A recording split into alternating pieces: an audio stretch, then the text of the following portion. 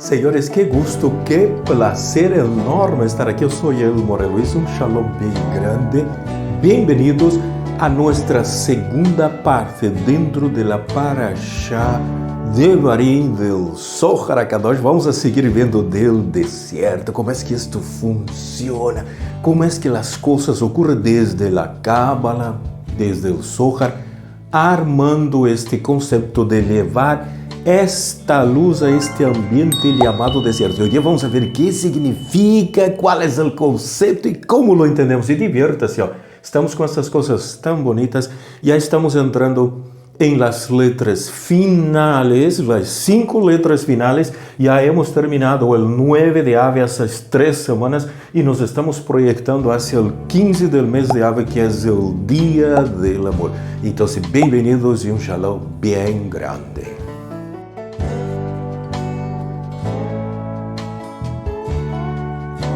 Y estamos en nuestro segundo año de lectura Parashá Devarim, la clase número 6. Y esto hemos visto en la última parte. Mira, el peligroso que es estar en el desierto por causa de las serpientes. Estas serpientes son la mala inclinación, el Yetzer Hará, todos sus detalles. Y hemos visto que la generación del desierto, su vasija es 50% luz, 50% ego. Son almas groseras. Y el Zohar dice que cada vez que vamos al desierto, aunque él es peligroso, pero vamos al desierto y estudiamos Torah, estamos rompiendo esta luz de la serpiente, porque estamos trayendo luz, estamos venciendo este lado negativo, estamos yendo a su terreno, a su ambiente, pero tiene que estudiar Torah. Eso en su interioridad, no es leer, asistir a la Keilah y todas aquellas, no es nada de estas cosas. Tiene que estar la vasija en proceso de corrección, si no la luz tampoco va a ser efectiva. Por eso recalcamos vez tras vez, hay que pedir al Eterno que por favor nos ayude a corregir la vasija. ¿Cómo yo sé esto? Porque la palabra Bemidbar, mira, tiene lana verjua, pero tiene yud que va que cuando yo le sumo me da 68, si yo lo hago por el reflejo del espejo me da 86, que es Elohim. Y Elohim no acepta charlas, no acepta soborno, no acepta solo el bla, bla, bla, bla. Tiene que haber la acción. Él acepta un corazón contrito. La vasija tiene que estar en proceso de corrección. Si no, aquí está Elohim, que es el lado de la izquierda. Entonces vamos a nuestra clase, va a haber sorpresas muy bonitas. Y de acuerdo a la Cábala, el Zohar, con todos los elementos que reunimos, hay 2 formas de entender el concepto de romper a la luz de la serpiente en el desierto. Mira, el concepto es el desierto. El desierto es este mundo físico aquí. Yo tengo que entender eso. Entonces hay la parte literal que yo pueda entender el romper esta luz. Mira, ese va a ser en este mundo físico aquí de Malhut. Nosotros no vamos a entrar en los planetas, en el sistema, en la galaxia. Nos empezamos muchas cosas que no tienen nada que ver con el detalle literal correcto. Vamos a seguir la secuencia y el pensamiento de Rashi, que le va a abrir de una forma entendible primero para que el alumno a partir de ahí comprenda cómo funciona literalmente, para que después cuando entremos en la parte más profunda, en la Cábala, lo sea mucho más fácil de entender. Entonces, el Zohar indica, y no te olvides, estamos en la Ilulá de Rashi, estamos en la Ilulá de Aarón Cohen, estamos con la Ilulá de El Ari HaKadosh, todas esas energías, estamos ahí con Racine de Racine. Entonces, la ciudad es un lugar poblado. Estás viendo, mira, el campo es aislado, mientras en la ciudad hay gente, movimiento. Mira, la ciudad tiene más luz, no porque está alumbrada, porque pagamos la cuenta de la luz, no. Es a causa de las personas que viven en ella.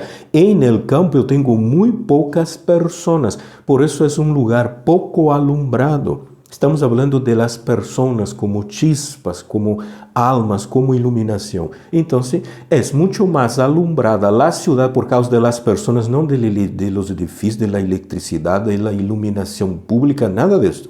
Mira, es más alumbrado que un sitio aislado en un campo o en un desierto. ¿Estás viendo? Este es el concepto literal de la interpretación para romper esta luz de la serpiente. Y con esto en mente, la Cábala gira el concepto. Es por esto que viajar y estudiar Torah en sitios aislados donde hay pocas personas trae luz a estos lugares aislados. Por eso hay el detalle que los cabalistas que hacían Shabbat iban al campo, lugares más aislados. ¿Por qué? Porque se puede bajar más cantidad de luz. Estos detalles son pequeñas cosas imperceptibles. Y acá empezamos a entender lo que significa cambiar de casa, de barrio, de ciudad, de departamento, de país. Esto es un movimiento de la luz que sale de un sitio un poco más iluminado, vamos a un sitio con menos luz, y cuando llegamos allá, ¿qué hay que hacer? Hay que bajar luz. Caso contrario, el cambiar de casa, cambiar de barrio, cambiar de ciudad, cambiar de departamento, de país o hasta cambiar de nombre, si no bajamos luz, no hemos hecho mucha cosa. Los problemas siguen toditos ahí. Entonces, la idea del cambio es de llevar luz. No es solo la acción. A veces la persona tiene problema y ¿qué se le recomienda? Vamos a cambiar tu nombre para que no tengas más problemas. Es que tu nombre tiene un ticún muy fuerte, es muy complicado. Tus papás no sabían de este secreto. No, no es nada de esas cosas. ¿Por qué? Porque si en vez de que me llame Juan, Pablo, María, y me coloque ahora Sara ben Rivlica, Abraham ben Yosef, yo no hice mucho si no tengo la vasija corregida y si no bajo luz a este mundo. No hice absolutamente nada. Y segundo problema, allá arriba nadie me va a conocer por Abraham ben Yosef o Jacob ben Levi. Nadie me va a conocer. Me van a conocer por mi nombre original que me dieron mis papás, asociado a él el nombre de mi mamá, tal cual está en los documentos firmados y hechos aquí abajo en un registro civil. Nosotros estamos entrando en una tradición. ¿Se imaginó? Cambiamos de ciudad porque el ticún es muy fuerte, vamos a otro sitio. Y si yo no cambio, no corrijo la vasija, no he hecho nada. Pero tenemos un nombre muy complicado. ¿Se imagina? Se llama, aquellos nombres muy negativos. Si no corrige la vasija, el cambio de nombre no hace nada. Rebusquemos por donde rebusquemos. Eso es lo que está diciendo el Zohar. Tengo que corregir la vasija. Haga la prueba, levántese en Hatzot. Empiece a estudiar. Pida al Eterno que le corrija la vasija. Vas a ver que todos los elementos y situaciones a nuestro alrededor van a confabular en nuestro favor para que esta vasija sea corregida. Va a haber un poquito de dolor, pero es bueno y saludable. ¿Por qué? Porque la vasija va a estar en proceso de corrección. Si la vasija se corrija, allá arriba somos recién, allá arriba, no aquí abajo. Aquí abajo no se vale. Podemos ponerlos el nombre que queremos. Puede venir el tipo más iluminado y más cabalista que hay. No va a cambiar la situación. Recién allá arriba es que somos llamados por un nuevo nombre, no aquí abajo. ¿Por qué? Porque no corrigió la vasija. ¿Para qué le vamos a cambiar el nombre? Si no va a seguir entendiendo el hebreo, no se va a levantar en Hatzot, no va a estudiar Torah en su interioridad, no toma en cuenta los sabios, se está inventando su sistema de reparación, se está haciendo las cosas de su modo, sigue siendo la misma persona. El cambio de nombre, de ciudad, de país, como lo quieran, hasta de trabajo, no va a solucionar el problema. Una vez más, para que entendamos bien el concepto, la idea de cambio es el de llevar luz. Mira, este es el sentido literal básico. Si esta luz no se lleva, ¿estás viendo lo que es la literalidad? Entender correctamente la literalidad, no aquel proceso de información geográfica, histórica, solo la raíz verbal y conjugaciones. No, esta literalidad no conecta. Es este concepto básico del sentido literal correcto, que es la idea del cambio, que es que hay que llevar luz a sitios aislados. Esto es cambiar. Esto es romper la luz de la serpiente. Y la serpiente está dentro de uno, no le vas a buscar a esa serpiente afuera. Cuidado, la serpiente es muy traicionera. Y ahora vamos a entrar a la segunda forma, el segundo concepto, que es un nivel más profundo. Mira, ya hemos entendido la literalidad. La literalidad es que si yo cambio de nombre, cambio de ciudad, voy al campo y voy a estudiar, yo tengo que bajar luz. Si solo voy a poder bajar luz si la vasija está corregida, si no va a ser solo teoría y no funciona el mecanismo.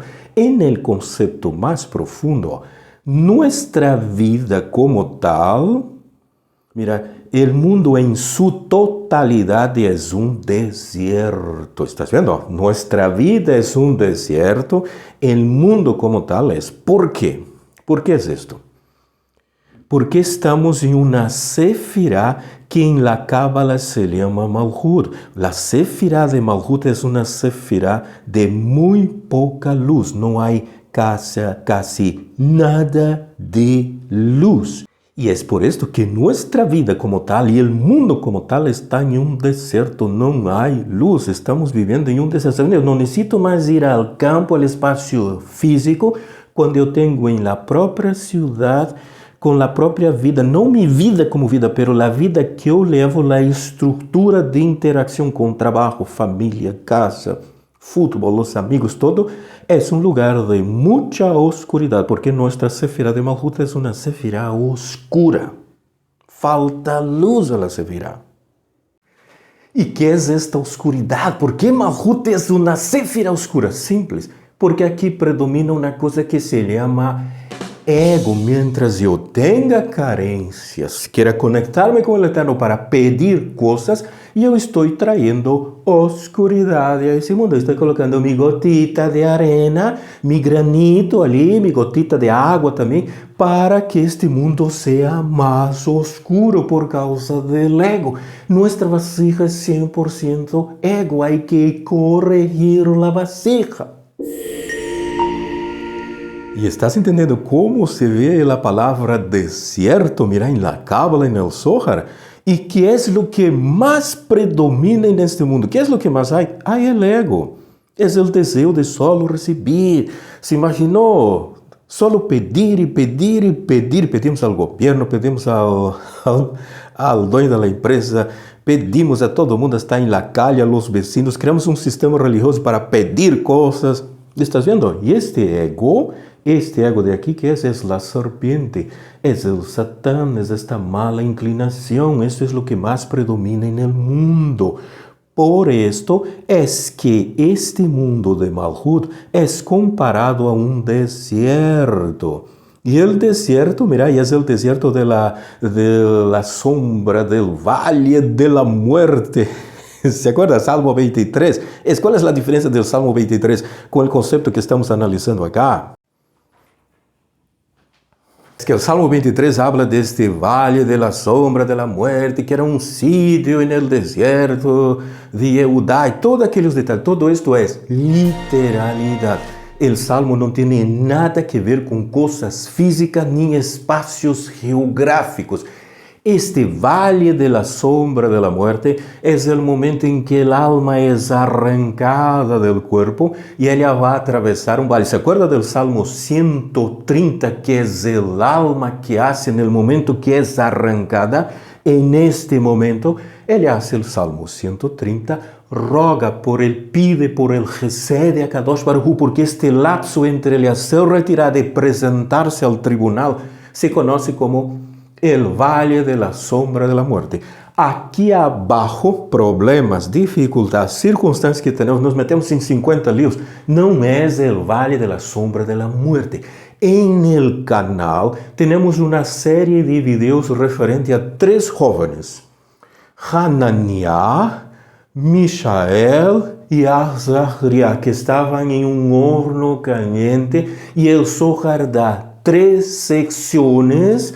Dentro, una de la sección del Salmo, tenemos de Jeremías capítulo 30, el versículo 10, están allí todos ellos, y la Shema, que son recitados cuando se pasa por este horno caliente, que eso es diferente. No vamos a confundir este detalle con estos tres muchachos, donde el Zohar dice que sí funciona, que sí saca del horno caliente, pero hay que hacer la recitación. Está explicada en los videos.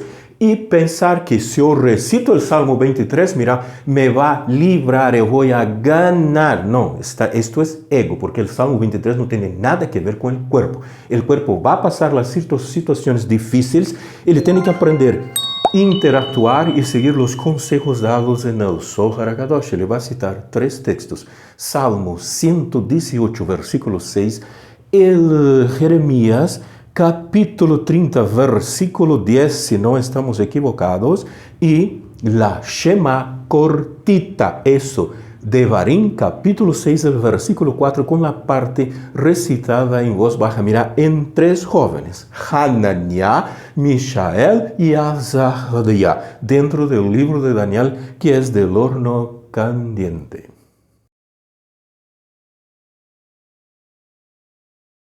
Y nuestro mundo físico, Malhut, está lleno de egos. Hemos venido a interactuar y corregirnos en un mundo donde está a flor de la piel el ego. Y nuestra vasija es 100% ego. Entonces el Zohar dice, aunque estamos en la ciudad, porque ella es más alumbrada, más iluminada, el desierto es oscuro. Entonces ese desierto, ¿quién es? Es la Sefirá de Malhut, donde estamos interactuando. Y es por esto que cuando uno está estudiando Torah en su interioridad, en la literalidad, no sirve. Los cursitos por aquí, por allá, que aprendemos y sabemos, y caminamos, corremos y solo nos cansamos. A veces la exposición de la Parashá en Shabbat termina siendo literalidad, y nos lleva a recordar de aquellas cosas que aprendemos de un sistema religioso. Todo eso no es interioridad. Hay que estudiar Torah en su interioridad y abrir los secretos, entender, salirse de la literalidad. Mira, y lo hacemos esto acá en Malhut, en este mundo oscuro. Aunque que vivamos en una ciudad grande como Buenos Aires, Nueva York, que México, Distrito Federal, Río de Janeiro, que más parece Frío de Janeiro, o París, todo, cualquier una de ellas, uno está ayudando el mundo, está trayendo luz en medio a tanta oscuridad. Vamos a entender aquí y separar la parte literal del proceso. ¿Cuál es el riesgo? A veces que queremos entender las cosas en su literalidad, y yo voy a pensar que si yo voy al campo y me retiro a un sitio aislado, estoy estudiando Torah, estoy bajando luz para todo el mundo. Negativo, el Zohar no dice eso. Acabó de decir el Zohar, la Cábala, que aunque yo esté en ciudades grandes como Quito, en el Ecuador, como la capital de Venezuela, ¿no? Estamos en ciudades grandes, en Centroamérica. Hay que bajar luz. ¿Por qué? Porque son sitios oscuros. Toda la Sefirá de Malhut donde vivimos es oscuro. Estemos en el campo, en la ciudad, es oscuro. Y a veces pensamos y traemos cosas de la espiritualidad en donde pensamos y nos enseñaron que cuando queremos conectarnos con el Eterno, la mejor cosa es retirarse al monte y subir al monte a orar. ¿Sabe qué es subir al monte a orar en la Cábala? Esto es subir al monte, subir la montaña del Eterno, es la lectura de los libros de los Salmos, y puede ser sentado en tu área de estudio de tu casa. Esto es subir al monte, esto es ir al monte a orar. ¿Qué nosotros hacemos? Que hemos aprendido del sistema religioso. Compramos una chacrita, un espacio que tenga una subida, que es un montecito, y nos aislamos, y ahí vamos a orar para conectar. El Zohar dice, esto es literalidad, y no estás haciendo absolutamente nada, porque para bajar luz y subir al monte, tienes que estudiar Torah en su interioridad, en el ambiente donde tú estás haciendo. Aquí nuestra vasija está haciendo como el ego interactúa y nos juega unas malas pasaditas y nos hace pisar los palitos y nos quedamos en la literalidad y no conseguimos la corrección. Eso es lo que está hablando el Zohar. Está haciendo como es salirse de la literalidad. Cualquier sitio en este mundo de Malhut es un mundo oscuro. La oscuridad no soy yo no estoy en tinieblas. Eso quiero que entienda, porque a veces sabe que está mucho en oscuridad, las fuerzas negativas lo tomaron, el pobre está todo plagado de oscuridad. No existe este concepto en la Cábala. Tenemos luz adentro, el que está oscuro es Malhut. Que eu interactue com Malhut e absorva esta oscuridade e me la impregne a mim, é outro assunto. É Malhut, eu tenho que trazer luz a Malhut. Se eu traigo luz a Malhut, ilumino a todo o mundo. A escuridão não está aqui, a escuridão está ali afuera. A literalidade, eu salgo da literalidade e empiezo a ver o mundo de forma diferente, empiezo a ver o mundo com luz. O mundo está alumbrado, as pessoas têm luz, pero não se dão conta. Não é que estão ciegas, les falta luz. E se eu pongo mi granito para quedar em la literalidade, eu les doy mais oscuridade a la vida de elas. O problema não são elas, o problema resulta ser uno mismo. Uma vez mais, o la Cábala el Zohar, não é a vida de las personas que estão em oscuridade. Mira, las personas no son Malhut, no hay que confundirlo. Las personas son almas com ou vários desejos que serão corrigidos e têm que ser corrigidos em el mundo oscuro que se llama Malhut. Mira, estamos cambiando el concepto y el paradigma una vez más. No son las personas que están en oscuridad. Las personas no son Malhut. Esto, la que está oscura es la Sefirá de Malhut, es este mundo físico, no son las personas. Las personas, una vez más, son almas con o varios deseos que vienen a este mundo que es oscuro, que es Malhut, para hacer corrección. El concepto es completamente diferente. Estar dándole la vuelta a los conceptos. Yo sé que es difícil captar la idea. No son las personas que están en oscuridad. Es la Sefirá de Malhut que es oscura, es esta Sefirá de aquí, no las personas. Eso, las personas vienen en nosotros y las almas a hacer reparaciones y una Sefirá tremendamente oscura que ni siquiera es Malhut del mundo de Asia, es Malhut de Malhut. Señores, esta es la segunda parte, todas estas bellezas. Y no te olvides, estamos en un mundo oscuro. Las personas no son oscuridad. La religión le da su historia, todo aquello, y se lo tragamos el cuento. La Sefirá de Malhut, donde estamos haciendo las reparaciones, es muy oscura y hay que bajar luz en esta Sefirá. ¿Se imaginó? Malhut de Malhut. Israel no estaba en Malhut de Malhut, Israel estaba en Malhut de Asia en el desierto. ¿Se imaginó? Cosas bien diferentes, vasijas diferentes. Necesito entender isso, Senhor, é shalom bem grande. Wow, y el ojo, el tercer ojo que nos ayuda el date a comprender eso es bello, esto es hermoso, mira la sama y la hay.